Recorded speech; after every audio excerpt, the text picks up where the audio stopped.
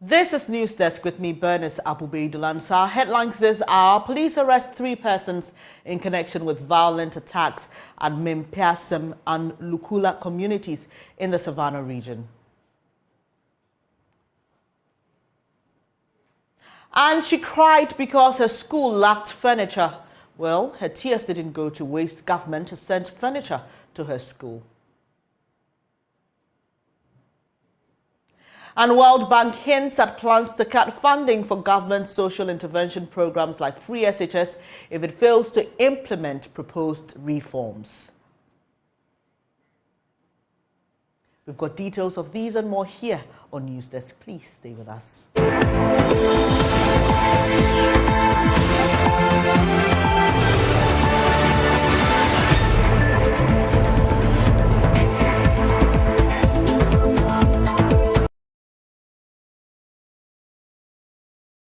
We're coming to you live from our studios in Kukumlemle. We're also live on DSTV channel 421, GoTV channel 144, and digitally also online on myjoyonline.com. To the details now. The police has arrested 3 persons and is currently pursuing others in connection with violent attacks at Mempeasem and Lukula communities in the Savannah region. And this happened because opposing factions in a land and chieftaincy dispute went on rampage. On 30th May 2023, a gang numbering about 50 invaded the Mempeasem community and kidnapped a 50-year-old man. According to the police, the gang fled into the bush when its personnel responded to the attack. The police managed to rescue the kidnapped victim and retrieved 1 AK-47 weapon, together with 14 rounds of ammunition, 7 motorbikes and 2 bicycles, all from the scene of the incident. A search for suspects in the area led to a further retrieval of a bag containing 240 AK-47 ammunition.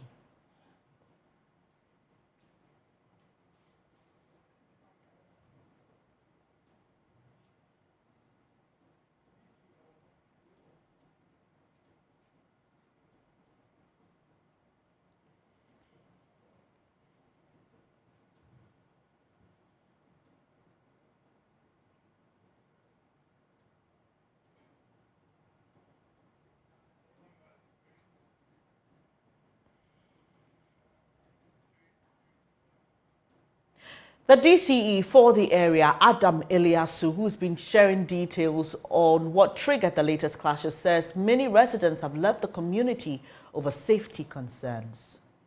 Oh, but it's an old thing. That issue is over 40 years.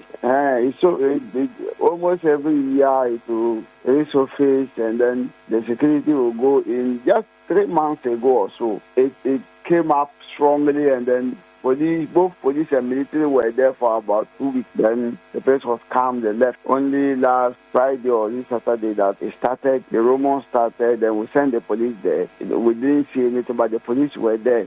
Somewhere Monday, Tuesday, we heard that the people were preparing to come there again. Then we added a number of police because we had about 20 in Mankarugu, so we deployed them to the place. Then when we saw that the threat was becoming too much, we added some number from Daboya to go and support. So in the area that we have, we're close to about 35 policemen there. But in terms of houses that had been burnt? Some houses have been touched. We do understand that some villagers have also fled the area. Yes. As it stands now, you cannot get any adequate data on how many people have left the place and the damages that have been caused and all those things. You cannot get accurate data on that because as we're speaking now, we are still struggling and then looking at how we can calm down the situation so that normality will return to the place. Oh, but it's an old thing. That issue is over 40 years. Almost every year it will resurface, and then the security will go in. Just 3 months ago or so, it came up strongly, and then both police and military were there for about 2 weeks. Then the place was calm. They left. Only last Friday or this Saturday that it started. The Romans started. Then we sent the police there. We didn't see anything, but the police were there. Somewhere Monday, Tuesday, we heard that the people were preparing to come there again. Then we added the number of police because we had about 20 in Mankarugu, so we deployed them to the place. Then when we saw that the threat was becoming too much, we added some number from Daboya to go and support. So in the area that we have, we're close to about 35 policemen there. But in terms of houses that had been burnt, some houses have been touched. we do understand that some villagers have also fled the area. Yes. As it stands now, you cannot get any adequate data on us, how many people have left the place and the damages that have been caused and all those things. You cannot get accurate data on that because as we're speaking now, we are still struggling and then looking at how we can calm down the situation so that normality will return to the place. That's DCE for the area, speaking to my colleague there. Let's now speak to our Northeast correspondent, Ilyasu Tanko, for more on this. Hello, Ilyasu. So what's the area like this morning, and how are residents who have fled, how are they coping? Where exactly are they residing?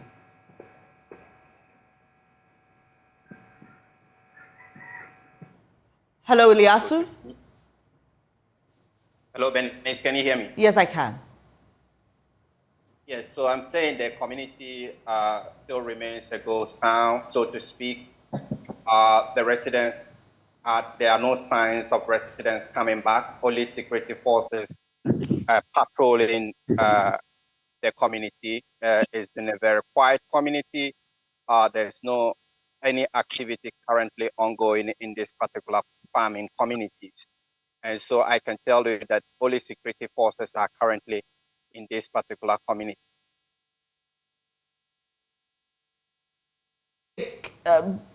Just give us a bit of background to this entire thing. Is this a community? Wi-Fi is not. Hello. Normally. Hello, Isaac. Hello, Ilyasu. Sorry, can you hear me? Yes, I can hear you. Yes, I was just asking you to give us a background to this. Is this a community known for such disturbances? And what has been done over the years, that is, if it is, to resolve the matter? Well, there have been tension between these two tribal groupings in that particular area. I'm talking about the Mempeasem and the Gunjas in that area. But the tensions really escalated during the creation of the new regions. And the areas that is currently in dispute are occupied by Mempeasem and Complements, even though administratively in the North Gunja district of the Savannah region. And so these people that are occupying these communities said they have been neglected by the Savannah region for too long, and so they wanted to join the Northeast region. And this is where the conflict, started, because the Savannah region occupied by the Gunjas refused this particular request by the Mempeasem in that particular area. And so subsequently, tensions have been simmering between these two tribal groupings in that area. Only 3 months ago, there was a violence between Mempeasem. There was violence in Mempeasem where that particular community was burnt down. And then this particular incident started. Since at the start of this tension, both the Savannah Regional Security Council and the Northeast Regional Security Council have been putting in effort to resolve it. They created or formed a committee to look into this particular matter. Last year in December, the Northeast Regional Minister said the committee's report is ready, but then they would have to forward it to the Boundary Commission to come in to resolve this particular matter. And so as I speak, even though there's a committee report on this particular issue, the authorities are saying they want the Boundary Commission to come in to find a lasting solution to this particular matter. So in terms of what authorities are doing, this is what I can say. They have been a lot of meetings, even including both the Nairi, which is the overlord of the Mamprogu traditional area, and the Yabongra, also the overlord of the Gonja traditional area. And so authorities have been meeting to ensure that they find a lasting solution to it. But as we speak right now, all eyes are currently on the Boundary Commission to come in to find a lasting solution to this particular matter. So, Ilyasu, there is no underlying problem, there are no undercurrents. This just has to do with a desire for one community to join the Northeast region, and that's why there's all this violence. Exactly. It's not only the Lukula or the Mempeasem community. These communities are about 40 in number, bordering the Wasipi traditional area, which is in Daboya, and also the So traditional area, which is in the West Mempeasem municipality of the Northeast region. For a very long time, there have been issues about the dispute over who controls this number of communities that I've mentioned. But like I said, the situation really intensified during the creation of the regions when the community members in that particular area declared their intention to join the Northeast region. Right, Elias, so we'll leave it here for now. Savannah region correspondent Isaac Nyonya joins us on the line. Isaac, what are you able to share with us on this issue as well?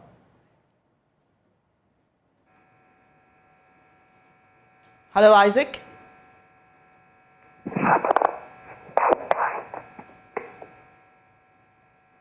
Hello, Isaac.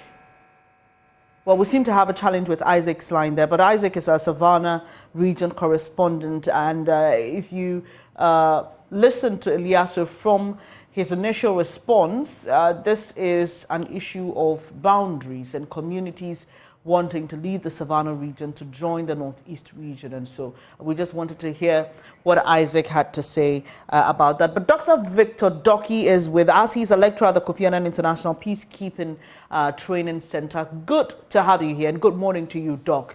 So we've heard the reason behind this rather unfortunate incident, and it appears to have some ethnic undertones to it as well. I don't know what you make of this, and why it should take this level of violence for people to transition or move from one region to another. Thank you very much. Good morning to you and to your listeners. It's quite unfortunate that these incidents are happening from time to time, especially when you look at the northern part of Ghana, and this time it's in the Savannah region. Now, when you look at the trend that is happening now with regards to disputes, chieftaincy conflict, it has one undertone: the violence associated with it, the youth involvement, the proliferation of small arms and light weapons, and then you cannot forget the aspect of two paramountcies involved. Each one wants to control their territory, even if it is not within their reach, but due to boundaries or carving out of regions, they find these communities which normally, traditionally, under them, now they are no more in control, but then their jurisdiction would have to reach into someone else's community. Then it becomes a problem, because you would have paramountcies wanting to enskin chiefs for their communities in another jurisdiction. And then you cannot have peace when it comes to that, because then you are tampering with the tradition of the other community. And I think the agency, the Boundary Commission, ought to have looked into this first of all. Those stakeholders who were mandated to carve out this region should have considered existing chieftaincy conflicts before they went out to do their carve out. So we could have avoided all these kind of issues. But the level of violence associated with that conflict now is getting out of hand. And we tackle it. So, Doc, how do we tackle it? You have been doing a lot of work and research in this area. And whenever we have conversations like this, the big question is how to resolve it and how to ensure that that resolution lasts a lifetime. Well, thank you very much. A resolution that will last a lifetime. Now, first of all, we need to let the Boundary Commission come in. Let's get back to the table and then know how to demarcate these areas, those communities that have encroached into others. If we can have a way of letting these premises get back to their communities, we should look at it. First of all, let's look at how we can get the proliferation of small arms and light weapons out of the system. We need sensitization, education. The Regional Security Council for Savannah, Northeast, need to cooperate effectively. Get men on. Hello, Doc. It appears the Doc is having a challenge with his line there. We've lost him on that line, but he was just preferring some solutions to the matter. Doc, sorry, we lost you for a few seconds. You were talking about dealing with the issue. You spoke about the Boundary Commission's intervention, dealing with the proliferation of small arms. Please, if you can just wrap up on that thought. Yes, let's look at the Regional Security Councils, Savannah and Northeast coming together cooperatively, get more security personnel on the ground to stop the clashes. Now, those who have been alleged to have perpetrated crimes in various forms, either being attacking the police station or whatever, if the law finds them guilty, they should be dealt with according to the law. We don't want to have chiefs coming in and pleading on behalf of these people. Then the problem gets compounded because then one side will feel that justice is not safe. Going forward, let's get the National Peace Council on board. Get them, they have been mandated with regards to conflict resolution, be it chieftaincy or whatever.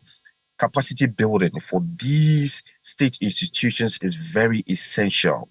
Get resources for them to go into those areas to meet the stakeholders, the actors, the youth leaders, get the civil society organizations involved, NGOs, the field-based organizations in those areas, build their capacity, their knowledge, resource them for them to initiate conflict preventive measures. And then now you can look at resolution holistically. Now, let's talk about how we can now look at the youth getting viable employment for the youth in those areas. It could be implementation of extensive farming activities for them to be engaged in and not to be engaged in violence. We need more sensitization and education on the effects of these violence, these chieftaincy conflicts, to go down with our youth, for them to stop the violence. For now, these are the proposed solutions that we can look at. And I'm grateful for your time. Finally, though, do you get a sense that this could have been avoided if a lot more work had been done at the initial stage of demarcating these regions? Could we have avoided all of this? Yes, we could, as I initially stated. Now, before you wanted to demarcate a region, you had to look at the existing problems. They forgot, actually, that change can sometimes bring violence or conflict, and this is one of the examples.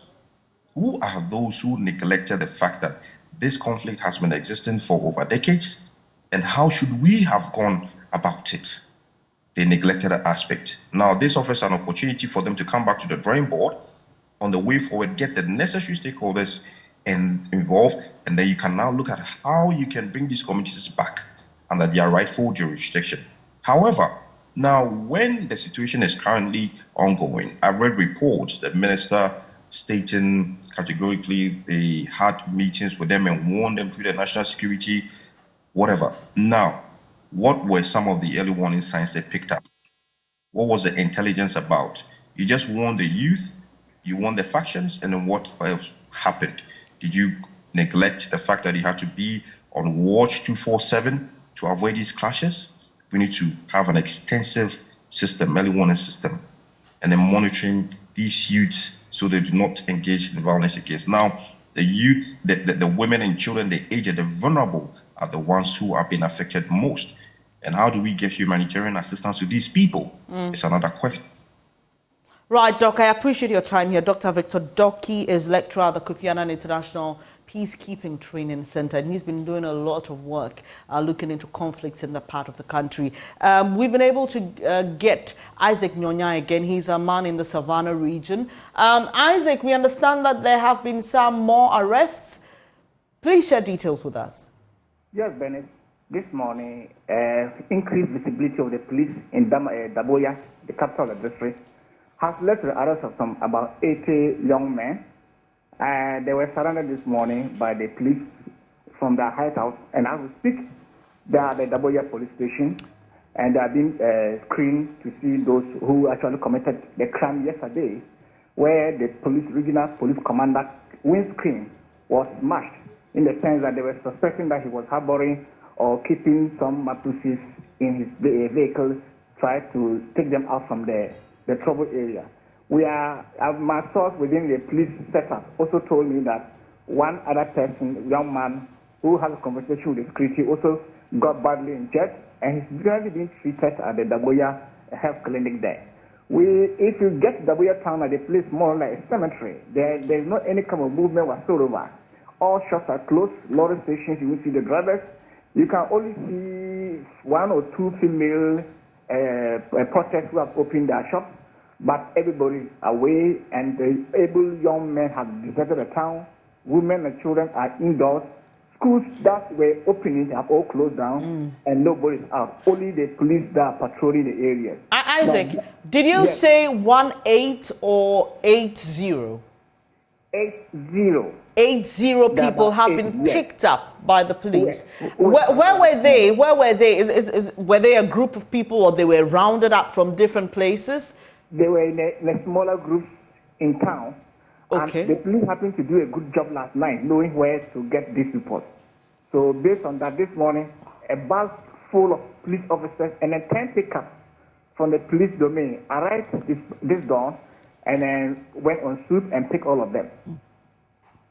Isaac, we'll leave it here for now, and we definitely know that you would get more information, so in subsequent bulletins we'll be furnishing you with the information that our correspondents are able to gather on this issue or disturbance in two communities, Mempeasem and Lukula. Away from that, the World Bank has hinted at plans to cut funding for government social intervention programs like the free SHS if government fails to implement proposed reforms. The World Bank says it will not hesitate to cut funding to some of the government social intervention programs if the managers of the economy fail to implement the proposed reforms. And the government has already indicated that it's working with its development partners to review some of these programs like the free SHS and school feeding. The World Bank Country Director, Pierre Laporte, has been speaking on the PM Express Business Edition with George Riafe. Program is talking about working with the World Bank to reform some of its social intervention programs as well. Free SHS is one of them, planting for food and jobs. What role is the bank playing in this so-called reforms? Would that lead to downgrading support, restructuring the program, or cancellation of the program as a recommendation? The major role we play, we provide funding, like social protection, for instance.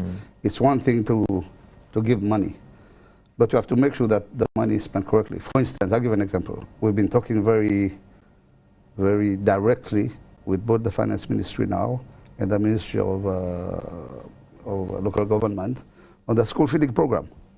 Because school feeding program, we know it can get very political, there can be favors and stuff like that. And we've been very clear in the new project, we expect full transparency and accountability in the way school feeding programs are given out. So, and we are clear. If tomorrow, because what we do, not because we want to do it, we want to do things the right way, in line with good practice everywhere else, and we don't want our projects to become political tools. So we are clear. If what is agreed, or what is agreed because we agree, we're going forward.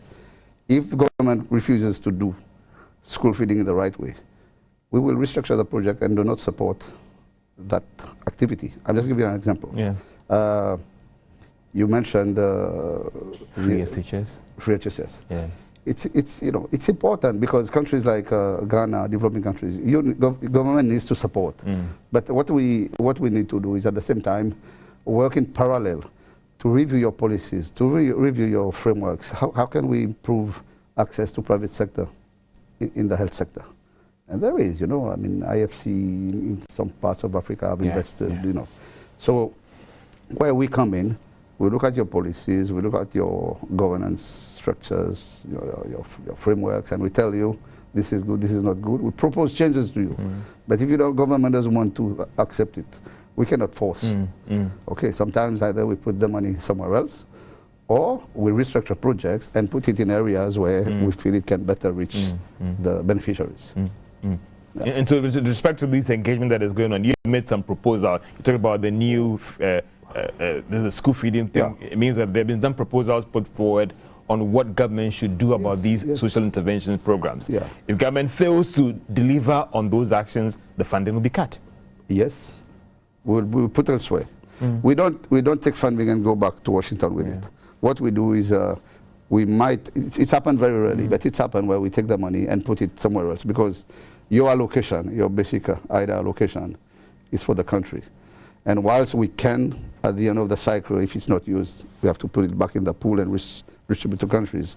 But during the cycle, what we try to do, we put money in. I can give you, when I came here a few months later, there was a land project that had been approved by the board, but then it was taking a long time. There was some disagreement between different parts of government. So in the end, we know what, we say, okay, I pull this back, we put the money into another project. So it happens, but it happens rarely. When you look at some of these social intervention programs, like the free SHS, school feeding program, planting for food and jobs, is the problem, some would say that the idea is good, right? The problem has to do with the implementation and getting the funding right, pushing the money to the right spot, and accountability, right? Absolutely. It's the governance.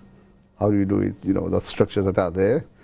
It's the accountability, the fairness, do it the right way, do it the appropriate way.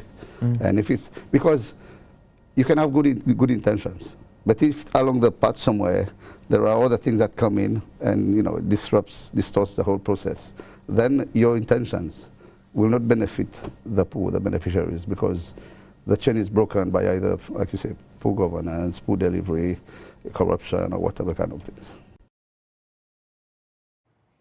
Now, pupils of the Bapaba DA Primary School in the Nanumba North Municipality of the Northern Region are excited after an announcement they will receive school furniture from Monday, 5th June.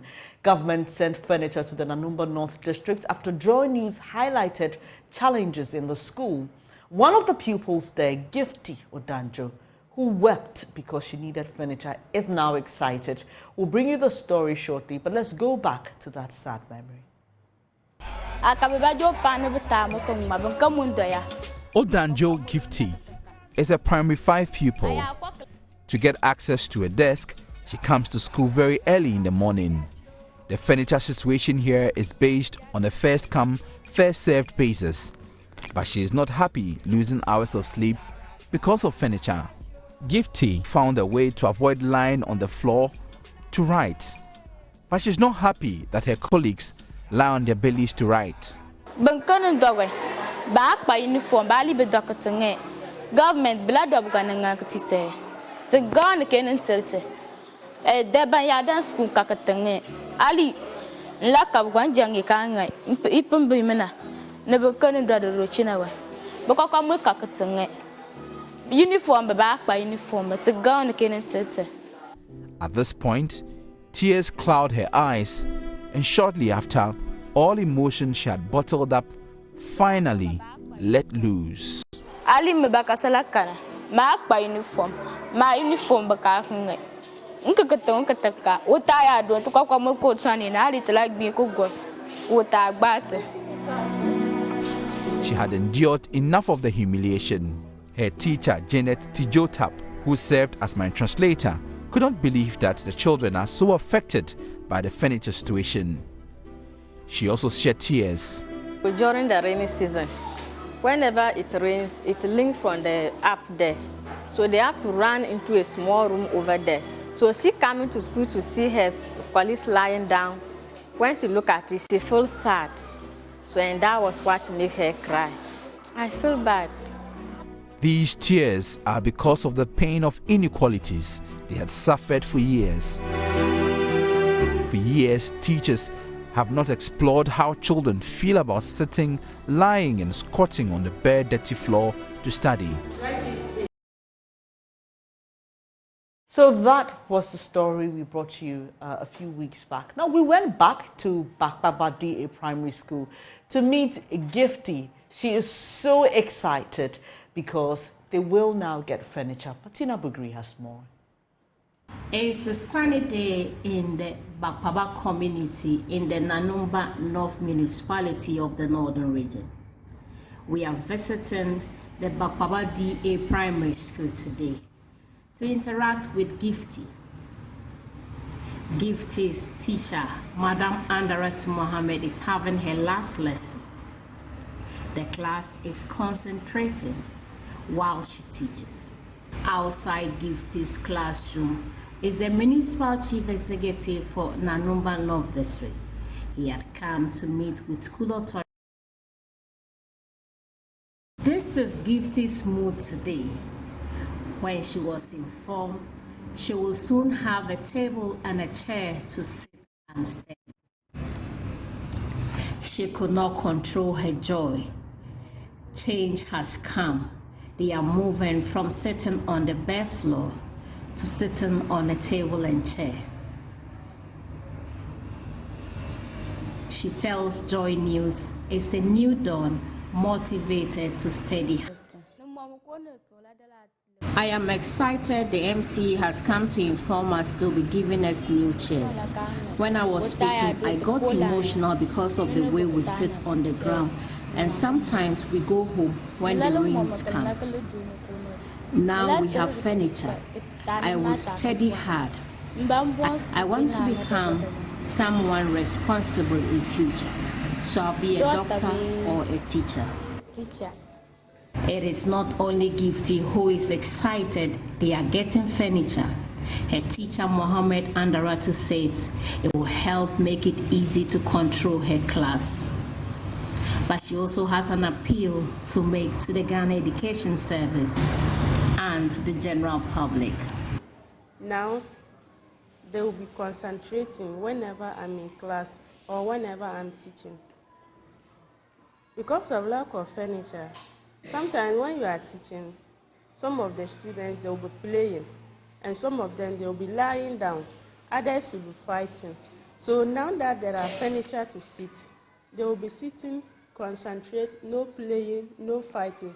So because of that, I'm so much happy. We are appealing that they should help us with teachers, tables, and chairs. In the video, as you can see, I was standing while marking the register on top of the window, which is not good. So we are appealing that you should help us with teachers' table and chairs. Municipal Chief Executive for Nanumba North, Abdullah Yakub, who spoke to Joy News, said the municipality has received some quantity of dual decks and is also complementing with some. After the documentary, we've received 290 dual decks from the local government. Precisely, the Common Fund Administrator sent down 290. So we are supposed to take 500 pieces of the dual decks. And the assembly have also constructed 152 dual decks. So as I speak, you have seen those furniture are packed in the assembly, awaiting for distribution. Yes, she will get one, and I have also promised to show her a set of school uniform, and some of the. I've also procured some school uniform to be given to the KG class. Exciting, isn't it? I'm sure you were beaming with smiles when you saw Gifty. It was just a spontaneous reaction that I had. Well, it's now time to speak to our partners in this project, Ghana Schools of Shame. Saibu Widad is Director for Schools for Life, and she joins me via Zoom. Hello, how are you? Saibo, if you don't mind, kindly unmute your device so we can hear you. Sorry, I didn't realize. Right. So I'm good, thank you. Right, it's good to see you, and I like the smiles. It's a happy morning today. A few weeks back, we were all really saddened by Gifty's very spontaneous reaction to sharing the story about their situation without desks and all that. I mean, I'm just wondering how this makes you feel, and what your thoughts are about the work that we're doing together. Indeed, as you rightly put it, this is a joyous day for us. It's a delightful morning. Personally, I'm so delighted about the response from the Nanumba North Municipal Assembly and the other relevant actors to deal with the financial challenge in the Bapapa Primary School, following the media spotlight on it. As an organization, School for Life, we express our deepest appreciation to the Nanumba North Assembly, especially the MCE for taking leadership on this. We also would like to thank other national level actors for the interest shown and the promptness by which they have responded to this issue.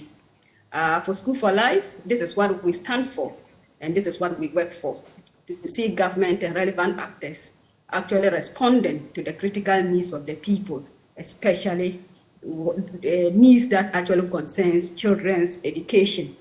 We all know education is one of the most important services, and we need to really pay critical attention to it by ensuring that every Ghanaian child, irrespective of their location and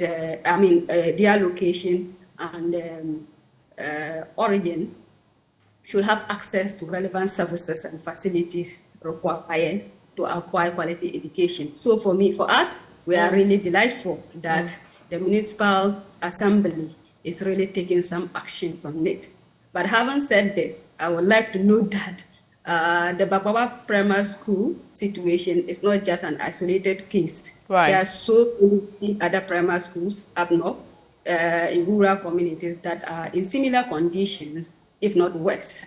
And I would like to use this medium once again to appeal to the government and relevant actors to ensure that we do a comprehensive analysis of the furniture situation across the country and come up with a comprehensive plan to deal with the deficit that we are confronted with.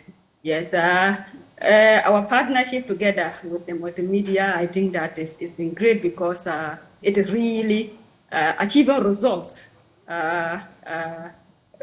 Following, it was just barely some weeks ago that the spotlight was made, and now we are seeing government actually responding. This is all it is to our work, that we draw government attention and other relevant actors' attention to the needs of people, especially those in deprived areas, and see them responding to these. And for me, I'm really, really excited that we are working together on this and achieving results immediately. Thanks a lot to the multimedia group for really partnering with us on this. And I think that there's a lot more to be done together to ensure that ultimately children, especially children in deprived areas of Ghana, are really accessing relevant quality education required to really be successful in their educational journey. I am happy, Saibu, that you mentioned the need for a comprehensive audit. I remember when we started this project, I engaged the education minister, and he said something of the sort was being done. Because with every school we have visited, we have seen results. But one would ask, does it have to take us going to every school for government to respond? Can't we have a more detailed planned approach at solving this? And so I'm excited that you mentioned that. And thank you so much for joining me. Saibu with that is director at School for Life, and they are partners with us in our Ghana Schools of Shame project. Away from education, the Supreme Court has, in a unanimous decision, declared that it is unconstitutional for chiefs to endorse candidates or their parties. The court, however, pointed out that chiefs praising or lauding the policy of a candidate is permissible. This is the Apex Court's decision in a case filed by legal practitioner Elom Kwame Gorni against the Attorney General. Legal Affairs correspondent Joseph Akable reports. Ghana's constitution bans chiefs from participating in active party politics. Chiefs wishing to do so and also to contest political office are required to abdicate the stool or skin they occupy. What constitutes active party politics has been a subject of spirited public debate, with some insisting chiefs' endorsement of parties, candidates and their policies is within the law. Despite the uncertainty, chiefs have not shied away from speaking.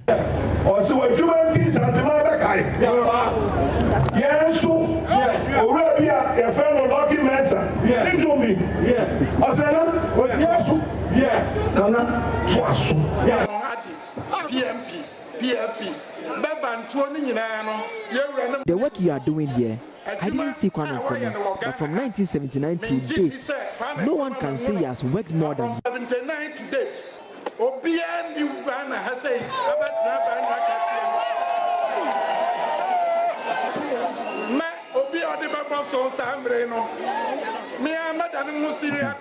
Anyone who disagrees, I will turn into a serial caller, and if that person defeats me in such a debate, I will abdicate. Some have had to even at times clarify their comments. If comes, you cannot say something against him. In the same way, your younger brother who has left also came. You can't say something against him. As a baby, baby, they caught through internet issue. If each person is. Various experts have raised concerns as well. If the House of Chiefs cannot manage their own people, they are supported by God, they give them big cars and all that. And I understand some persons. You see, so it's a very difficult situation. Legal practitioner Elom Kwame Gorni took the matter to the Apex Court, seeking its interpretation. The court, in its judgment, authored by Justice Emmanuel Yoni Kulendi, laid down what comments are lawful and which ones are unconstitutional. The court said statements that praise a policy or program or a project of a candidate or a party are permissible endorsements.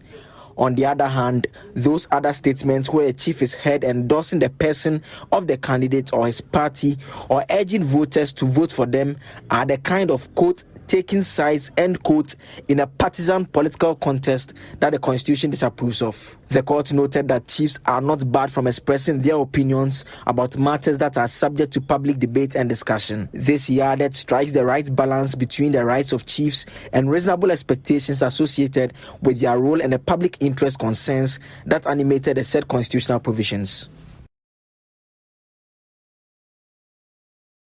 And that was a report filed by our legal affairs correspondent, Joseph Akable. You're watching News Desk with me, Bernice Abube Dulansa. We've got more for you in business news right after this.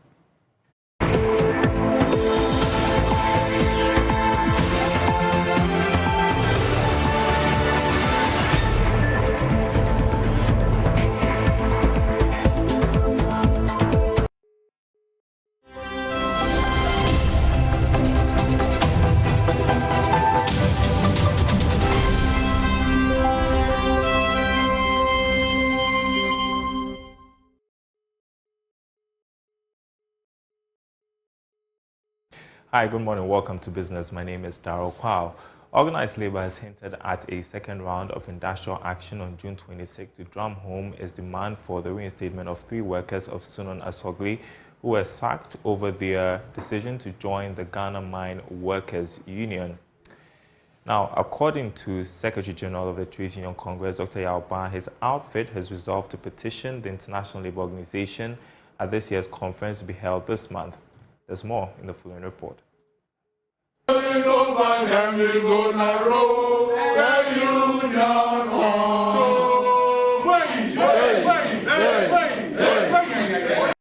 Following the recent demonstration by organized labor in protest against management of Sunon Asogli Power Ghana over the dismissal of 3 of its workers for joining the Mine Workers Union, Organized labor has resolved to embark on another round of industrial action, as well as escalate the matter to the International Labour Organization at its latest conference. Here is Secretary General of the TUC, Dr. Yauba. We are now scaling the thing up to the entire organized labor. We are giving them up to 26th of June to get our 3 guys back to work. If that doesn't happen, by the 26th of this month, they will hear from us. And in the meantime, on the 9th of June, we are reporting this to the International Labour Conference. We don't think that this should happen in Ghana 67 years after independence. And so we are taking it up there.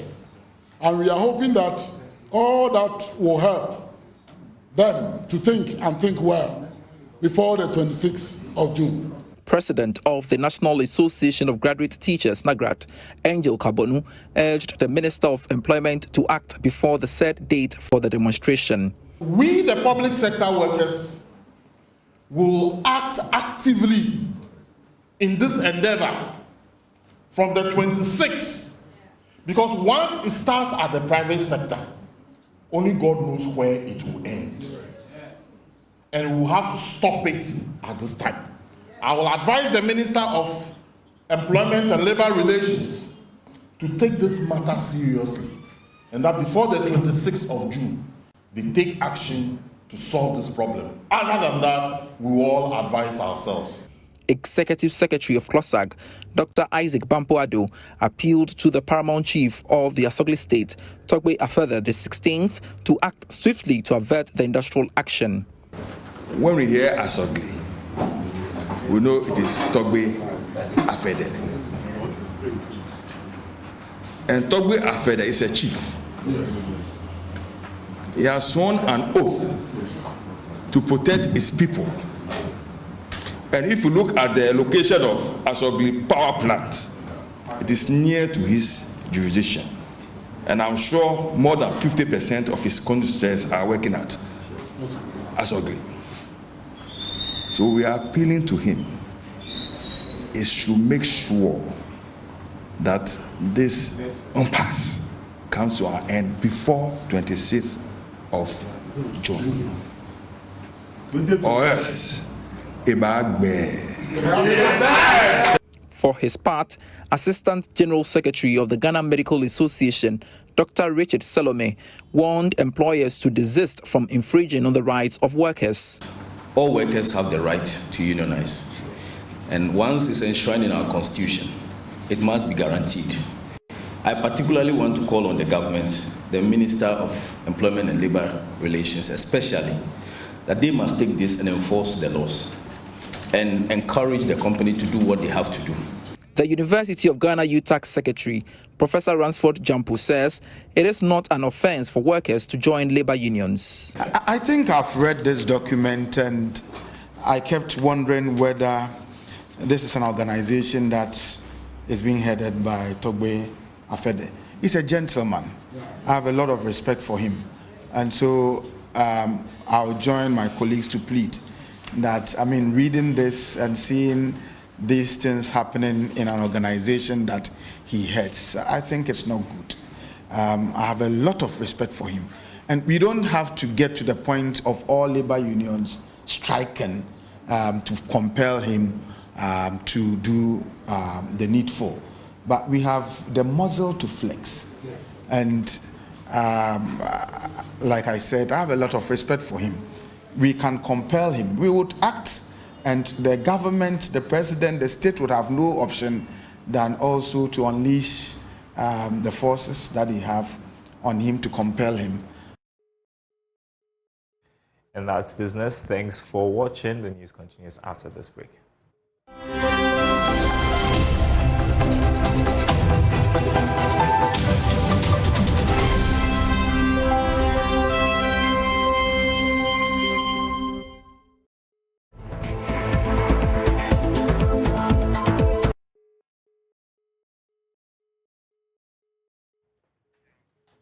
Spikey is here on Newsdesk, and when you hear his name, you know what's up. It's all about technology and everything outside of the normal. That's is it? Of course, isn't it? So, Spikey's here, you know what's up. Yeah. But meanwhile, I'm a Telegram person. Ah, you're right. Yes, he's got a Telegram bias, an Android bias. And a BMW bias. But it's okay. We'll permit him today. So what's happening in the world of tech? Artificial intelligence. It's been trending for months. Everything outside the normal. So, you know, people have been worried. There's been concerns about the risks of AI. And there was a blog post recently that was posted about something that happened during a fair about, you know, artificial intelligence being used in the military. And apparently, there was a test where they used a drone powered by AI to achieve, you know, a goal.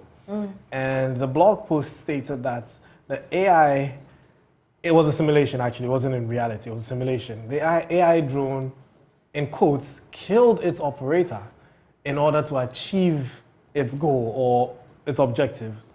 And the main reason why it killed its operator was because it was giving it orders. Don't do this, don't kill that person, avoid this. So imagine you sent a drone to go and eliminate a target. It's on its way and it sees that where the target is a school and it's about to launch the missile. You're like, nope, abort. And the drone just gets upset and says, you know what, you're disturbing me, so let me let me delete you. And Spikey, I mean, let me say this. I mean, there are pros and cons to this. And another thing that gets me worried, especially with the use of AI in certain fields like the military, is because of what we recently heard about the coronavirus and a top official saying, and this was broken by the BBC, that we should not rule out the possibility that it may have come from a lab. So you're looking at what the future holds for all of us. You're talking about biological weapons, and thinking about AI that is also killing its operator. And you're thinking we're going to create a chaos for ourselves. Which is actually very true. So I'm going to segue straight into another story. I'm sure a lot of people have heard Sam Altman, the CEO of OpenAI, which is a company that invented ChatGPT and DALL-E and the rest, saying that AI could lead to human extinction. Now, the reason why this is of concern is that AI is very powerful. You know, it's doing a lot of things. It crunches numbers very fast. It processes data faster than any human being could. And it's helping in the medical industry, being used to discover, you know, drugs, to battle cancer, perform surgeries and everything. And then there's also the concern that some people could use it to create biological weapons, to create weapons that could evade, you know, technology detection and all that, because the technology is actually that smart. So there's been concerns that there should be ethical and regulatory bodies set up to ensure that AI is policed, in quotes. So yeah, that's the concerns that we have with AI. And moving forward, finally, a paralyzed man has been able to walk by the help of implants in his brain. So yes, he had an accident, a bicycle accident, and they connected, so he couldn't use his feet. He was paralyzed, and the researchers have plugged in a computer into his brain that allows him to walk just by thinking about it. So his brain is connected to a computer. Well, the technology is not ready to go to markets yet, but the researchers are hoping as quickly as possible they can make it ready for the market. So people who are paralyzed and can't move certain limbs can finally be able to use their limbs again. I just love it, isn't it? So this is like two sides of the coin, and the pros of technology and the cons of it. But thank you so much for joining us today for Tech Talk. Spikey is his name. You can catch him every Tuesday. Geek Sport is on Joy 99.7 FM at 7 p.m. every day, every Tuesday. He and his squad discuss all the technology, and on Fridays we do that here on Newsdesk. That'll be it for our show today. I'm really, really grateful that you can make time to join us. Do log on to myjoyonline.com for more news. I'm Bernice Abu Beidu Lansa. Don't forget, Baby Doctor is coming up tomorrow at 7 a.m. in the morning. Do make a date. Take care.